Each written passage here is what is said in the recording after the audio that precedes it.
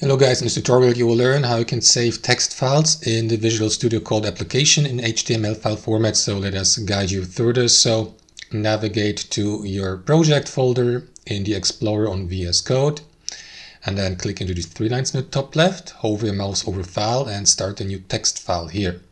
And you will see your text file here and to the right, so you may fill it with text. And to save it in HTML, what you want to do is, again, click into these three lines here, navigate to file again, sorry, and then click into Save As, and then, or use the shortcut Ctrl-Shift-S. Then navigate to your folder on your device.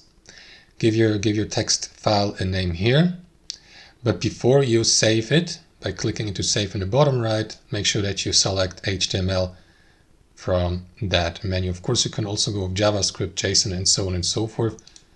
So that's how you can, for example, convert a text file into an HTML. For instance, if you haven't started with a HTML file from the beginning or in the first place, but started with a text file, so that's how you can convert it into an HTML file later or into the given coding language, provided, of course, you use the given coding language correctly here in the command field. So that's it, guys. Thanks for watching, and I'll see you next time.